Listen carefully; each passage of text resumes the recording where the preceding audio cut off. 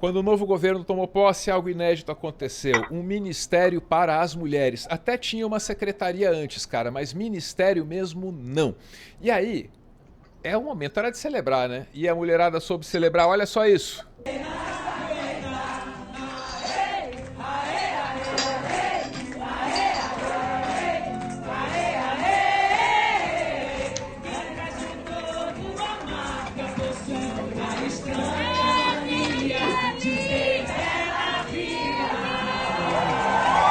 Aê! Nada mal, hein? Nada mal. O que você viu aí então, cara, foi a posse da ministra, a primeira ministra das mulheres do Brasil, hein? A Cida Gonçalves, cara, com a presença da Margarete Menezes, né? A abençoada por Yansan. Então é um momento assim muito poderoso, né, cara? E é com a ministra que a gente conversa hoje. Aham. Achou que o Meteoro tinha desistido de fazer entrevista? Achou errado, meu amor. Achou errado. Cadê ela? Oba, oba, lá vem ela. Cida Gonçalves, obrigado por estar aqui. Eu que agradeço, é um prazer estar aqui, estar junto, ter esse momento com você, com teus ouvintes, pessoal que participa aqui do Meteoro. Ministra, o agradecimento é a primeira coisa, já foi, né? A segunda deveriam ser aqui as informações do momento. E aí a alegria acaba já, sabe? Se eu citar as estatísticas mais importantes que a gente tem que debater, a alegria acaba. Então eu vou pedir um minutinho só para falar da festa? Pode ser? Vamos. Só para um pouquinho de alegria no começo. Aquilo ali foi um negócio muito lindo. Como é que aquilo se articulou? Porque a ministra Cida, ela já vem de uma militância popular há muito tempo, então anda sempre cercada de gente e tal. Aquilo ali deve ser a vida da Cida já, pré-ministério. Mas é tão linda aquela cena. Me conta mais daquilo. Aquela cena para mim também até hoje me emociona, toda vez que eu me lembro, né? Porque primeiro, como tinha a posse de vários ministros no mesmo horário, nós não apostamos que ia ter tanta gente, né? E aí, quando a gente viu, a mulherada estava toda lá, as cadeiras que eram reservadas para as autoridades, ministra, Banco do Brasil, elas ocuparam, foi numa festa das mulheres, aqui a autoridade somos nós. Eu acho que foi muito bonito. Quando elas entraram no palco, entregaram as bandeiras, né? Como um símbolo de acreditar nesse governo, acreditar no Ministério das Mulheres, né? Apostar que esse governo tem compromisso com as mulheres, né? Acho que isso foi muito importante. E mais importante, ainda tinha mulheres de todos os lugares, né? Tinham as mulheres do norte, do nordeste, do centro-oeste, do sudoeste, mas tinha as negras, tinha as indígenas, tinha as ciganas. Então, eu acho que foi um momento muito forte. E naquele momento, assim, ao mesmo tempo que dava a emoção da posse, né?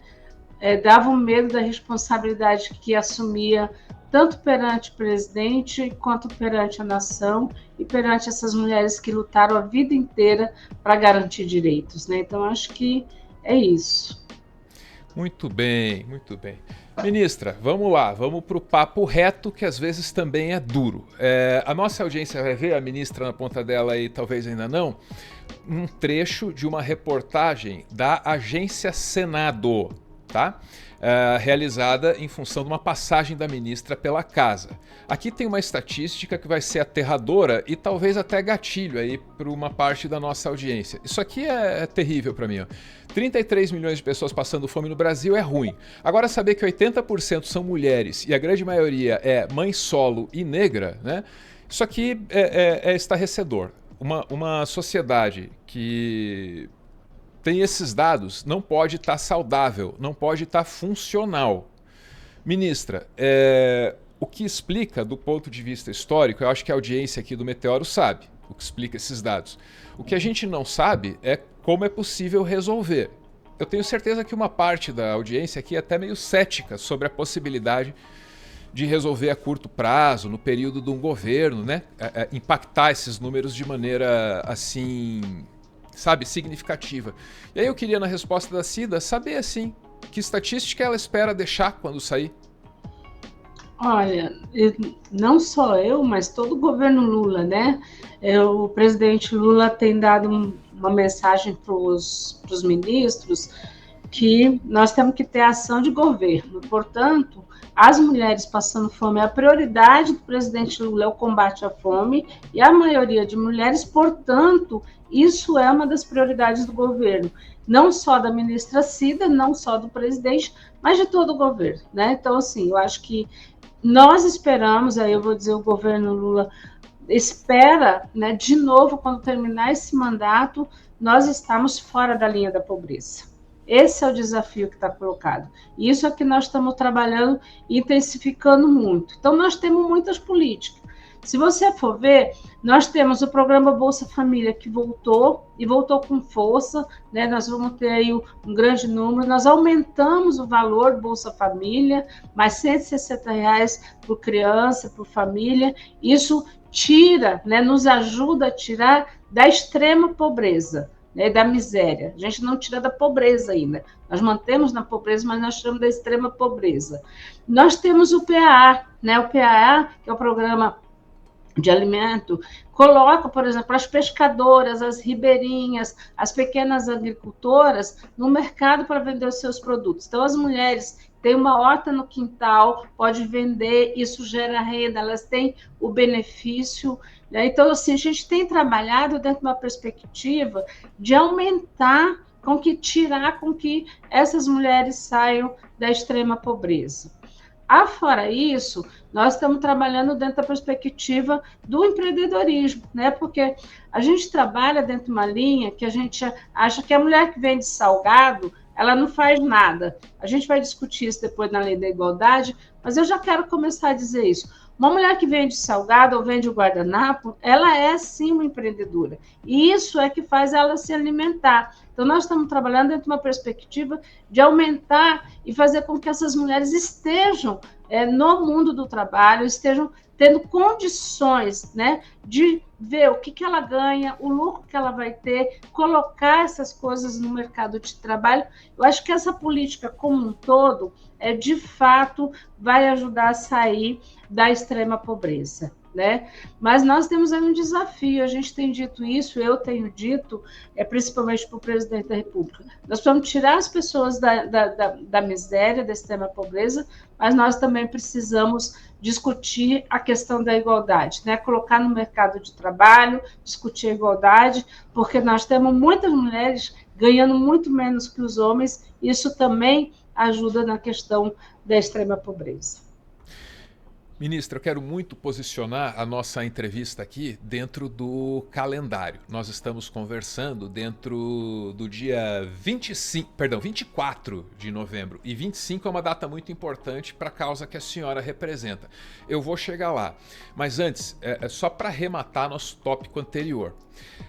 O que significa o Brasil fora da linha de pobreza? Significa, posso entender assim, que ao final desse primeiro, não sei, afinal desse mandato do presidente Lula, a gente termina de 33 milhões de famintos com zero, e aquele 80%, aquilo ali é aterrador, aquilo ali fala assim, ó, a gente não vive numa sociedade civilizada, a gente não conseguiu equacionar um problema do século passado, aquele 80% de mulheres negras, de mãe solo, entendeu? Sofrendo com a fome, aquilo ali desce para quanto?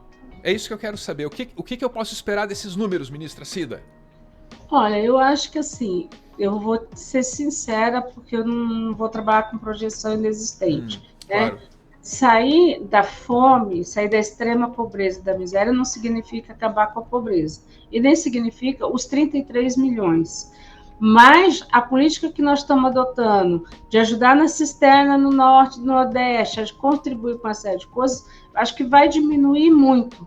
A nossa projeção é sim ter um déficit zero, né? O presidente Lula disse para nós assim, ó, nós não podemos ter ninguém, eu não quero terminar o mandato sem uma pessoa, tendo uma pessoa, uma família, sem comer 3 vezes ao dia.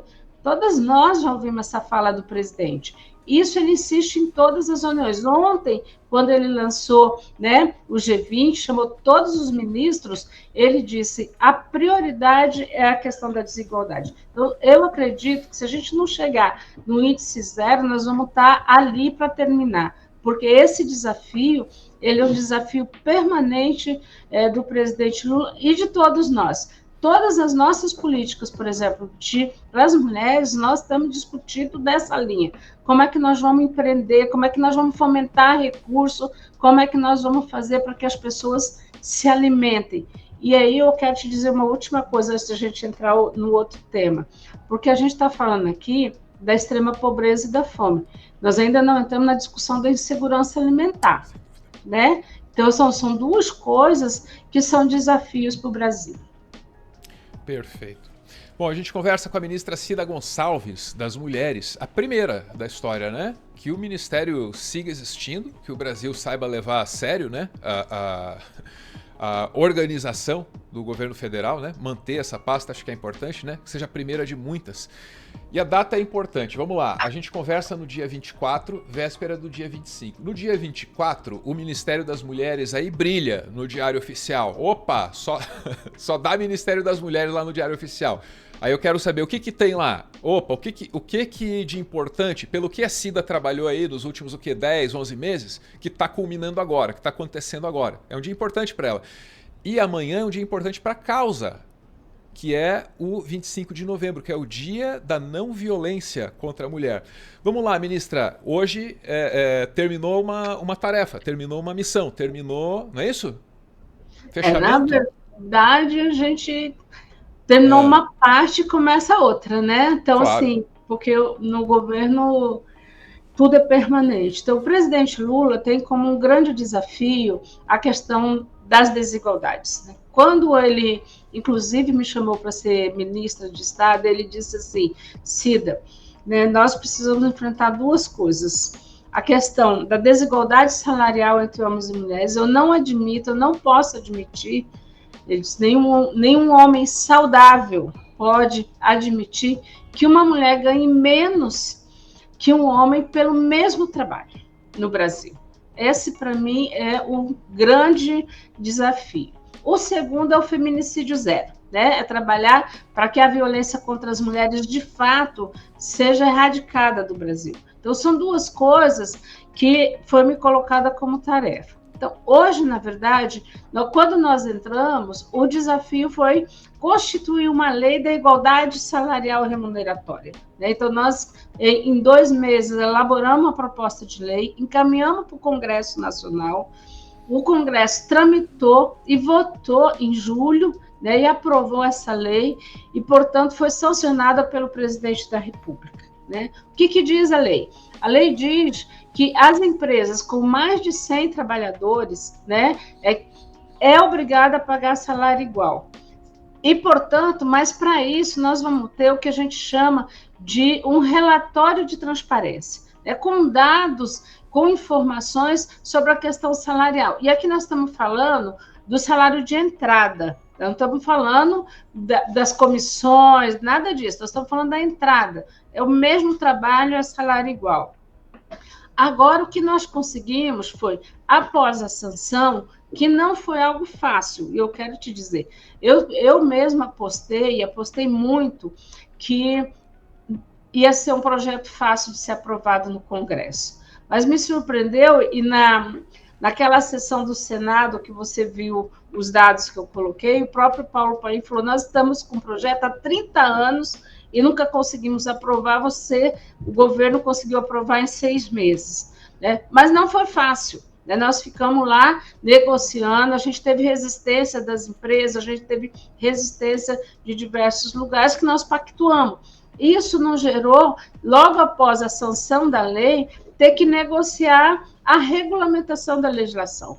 Como é que nós vamos fazer para implementar ela? Então, hoje, o que a gente tem? Hoje nós temos a regulamentação no Diário Oficial. O presidente Lula assinou ontem, eu acho que a gente precisa festejar muito, porque a partir de hoje nós vamos trabalhar muito, né? Mas hoje o presidente Lula, ele sancionou que ele diz o que é que precisa ser feito, né? A empresa precisa apresentar dados importantes para o Ministério do Trabalho para que nós possamos fiscalizar, acompanhar e monitorar daqui do governo federal o ingresso de homens e mulheres no mercado de trabalho. E se a empresa, que eu acho que é importante que a lei diz, não cumprir, ela tem, primeiro, multa, ela vai ter que pagar uma multa por não ter cumprido a legislação.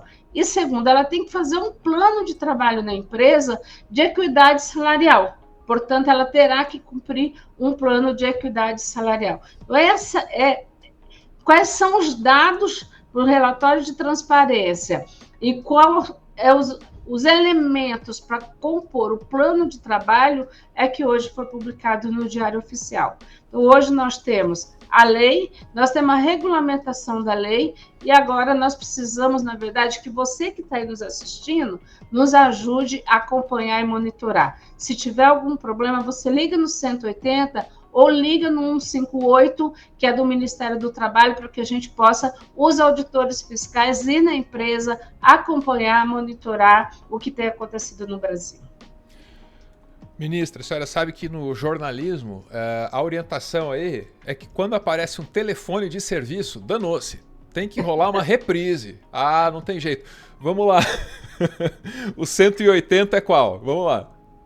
180 é uma ligação do Ministério das Mulheres, né, que atende, dá informação, orientação e recebe as denúncias, e a do Ministério das Mulheres, ligação gratuita de qualquer lugar do país, tá? 158, ele é do Ministério do Trabalho e é exatamente para receber esse tipo de denúncia, seja de trabalho escravo, seja de empresas que não cumprem a legislação trabalhista. Então, são os dois telefones à disposição da população. O que a senhora espera conseguir fazer no tempo que resta de gestão do governo Lula aí, no tempo que a senhora tem na pasta? O que a gente pode esperar de avanço, ministra?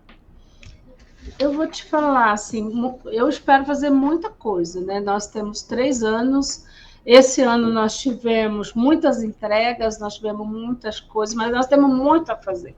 Veja bem, nós tivemos 6 anos de desmonte, né, do que foi as políticas e os direitos das mulheres. Então, nós temos que reconstruir tudo. Nós estamos agora lançando o Pacto de Prevenção, o presidente assinou em agosto o Pacto de Prevenção, né, ao feminicídio. Nele, nós estamos trabalhando com a questão das tornozeleiras eletrônicas, principalmente para os agressores, que tem uma avaliação de risco que é feita tanto pelos delegados, quanto pelo Ministério Público, quanto pelos juízes, e definido o grau de risco, é a tornozeleira eletrônica, porque nós não podemos mais perder uma mulher, né, de um crime que é evitável. Isso é importante a gente saber, é um crime que é evitável, é por isso que ele é grave, né? Nós também, no Pacto, estamos trabalhando o aumento das patrulhas Maria da Penha, que acompanha a fiscalização, efetivamente, das medidas protetivas. Todas essas medidas, elas vão ser encaminhadas exatamente para que nós possamos chegar no processo, chegar no final do nosso mandato. Se nós não damos conta de tudo, no mínimo nós conseguimos diminuir o número de feminicídios. E junto com isso, porque quando a gente fala feminicídio zero, e eu queria explicar para o público, não significa que não estamos trabalhando nas outras violências. O feminicídio, na nossa avaliação, é o último ato da violência. Quando nós estamos falando de feminicídio zero, nós estamos traçando uma estratégia que é desde o início, né, desde a violência moral, psicológica, o assédio, até o feminicídio. Nós temos, então, um plano, um pacto de prevenção a isso. Acho que isso é importante. Nós vamos entregar 40 casas da mulher brasileira, e eu espero que nós já estamos ali com 13 em andamento, 12, a gente deve estar soltando o edital a semana que vem, né? Nós que vamos inaugurar em janeiro 4, a de Salvador, a de Ananindeu, a Macapá, né? Então, assim, acho que estamos trabalhando para que isso seja entregue para a sociedade. Mas o que é mais importante para nós, do Ministério das Mulheres, são duas coisas a serem entregues, e eu tenho dito isso.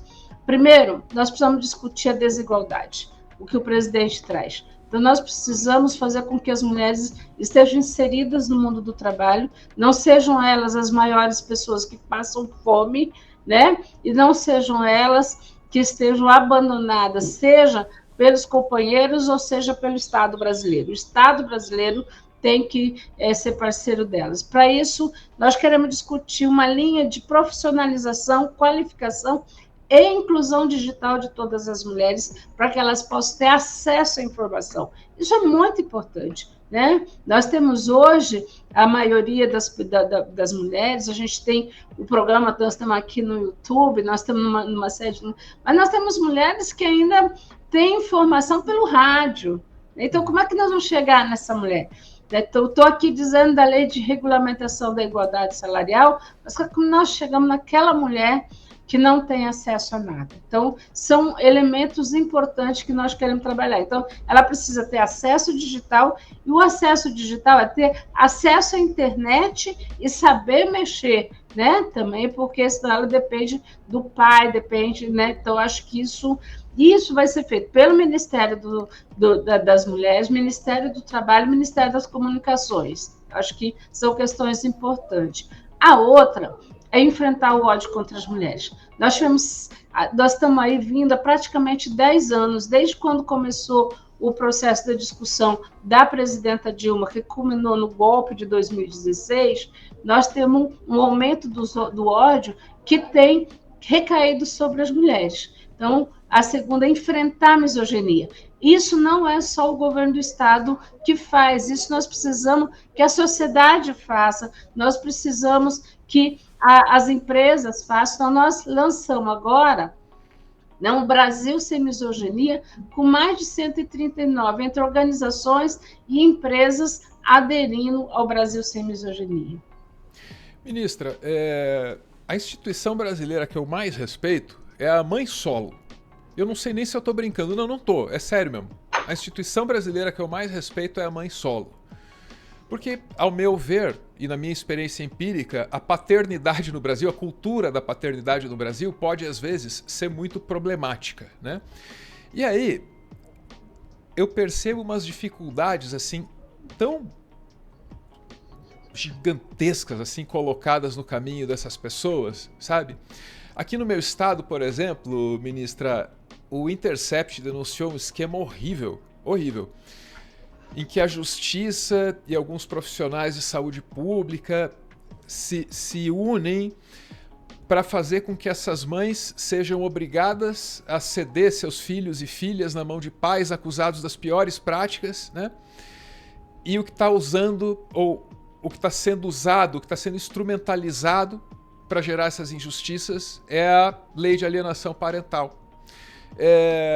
Eu peço desculpas se parecer um tópico um tópico muito pouco relacionado à sua pasta, mas é uma preocupação que me atinge com muita frequência, né? Pega assim no meu coração, pega com a minha história, né?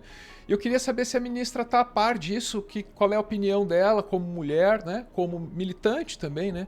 Lei de alienação parental e o uso que frequentemente se faz dela para afastar mães de seus filhos e, às vezes, perpetuar o contato entre crianças e pais problemáticos.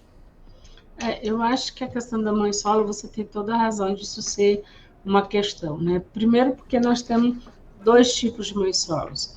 Aquela que foi abandonada pelo marido, ele saiu para tentar uma vida melhor em algum lugar, nunca mais voltou, e ela ficou com os filhos, ou aquele que nunca reconheceu os filhos, né? Então engravidou a mulher, uma menina de 13, 14 anos, e desapareceu, e ela continua tendo que trabalhar, sustentar e criar o filho sozinha.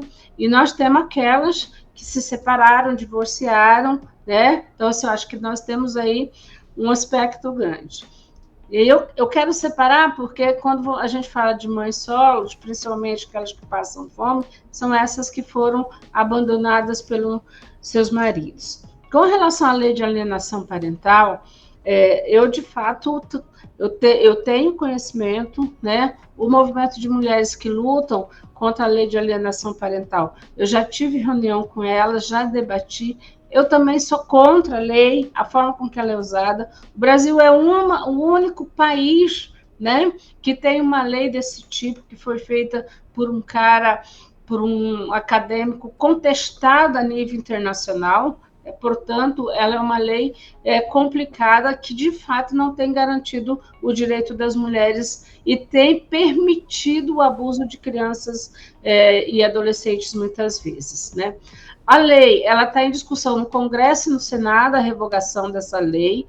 O que nós do governo, o Direitos Humanos, o Conselho Nacional de Direitos Humanos já soltou uma nota, o Ministério das Mulheres também é contra a lei de alienação parental. Agora, o que nós precisamos discutir, na verdade, é um grande processo que eu tenho discutido, que assim, nós temos um outro problema, que a Lei Maria da Penha não é implantada no Brasil, porque a lei diz que o juizado de violência doméstica e familiar contra as mulheres, ela tem que ser híbrida. Então, ela tem que resolver o problema quando a mulher entra, todos os problemas. Isso é, inclusive, a guarda dos filhos, a questão da alimentação. Se a lei da Maria da Penha tivesse sendo implementada do jeito que ela é escrita, proposta, nós não teríamos problema com a lei da alienação parental. Não que signifique que ela tem que continuar, mas nós teríamos o caso das mulheres que sofrem violência, o caso das crianças que sofrem abuso, mais no juizado de violência doméstica e familiar do que no juizado de família. Perfeito. A gente conversa aqui com a Cida Gonçalves, a ministra das Mulheres. Ao final da nossa conversa, eu convido a ministra para participar do nosso clube, o Clube do Fim. Aquele momento, ministra, em que a gente traz aqui um conteúdo que tenta distrair e descontrair. Às vezes o noticiário é muito duro, né, ministra? E aí a gente guarda aqui um conteúdo assim, um pouco mais ameno para o final. Vamos lá!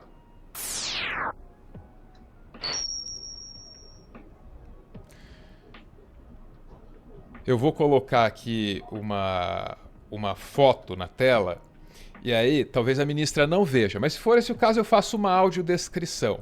Atenção, atenção, lá vai. Opa! Temos aí uma militante do feminismo na década de 70 e ela segura o seguinte cartaz: não acredito que ainda preciso protestar contra essa... Não pronunciaremos, pois estamos na figura diante de uma ministra aqui. Temos que ter respeito pela ministra, pelo cargo. Então é uma mulher nos anos 70, já idosa, certo? Indo para a rua pelos seus direitos, dizendo, pô, eu não acredito que eu ainda tenho que pedir meus direitos, né? Isso era nos anos 70. E estamos aqui no dia 24 de novembro de 2023, conversando com a Cida Gonçalves e usando essa imagem para perguntar, ministra, a senhora se sente dessa forma? Ou tem uma evolução aí? Como é que é isso? Tem momentos que a gente se sente dessa forma, né? Apesar de todas as evoluções, sim. Vários momentos nós nos sentimos dessa forma. O que não mudou? Do começo da sua militância para cá? Não mudou o machismo. Ele criou novas formas, ele criou novas estruturas, né? De abuso, de violência. Então, nós tivemos a internet. A internet é um espaço de violência, é um espaço, né, que viola os direitos das mulheres, então aquilo que deveria ser o espaço de abertura. Nós não conseguimos derrubar o fio-fio nas ruas, nós continuamos ficando com vergonha, nós não conseguimos derrubar os encoxos, então nós não conseguimos alterar a realidade dos homens. Os homens brasileiros continuam iguais da década de 70.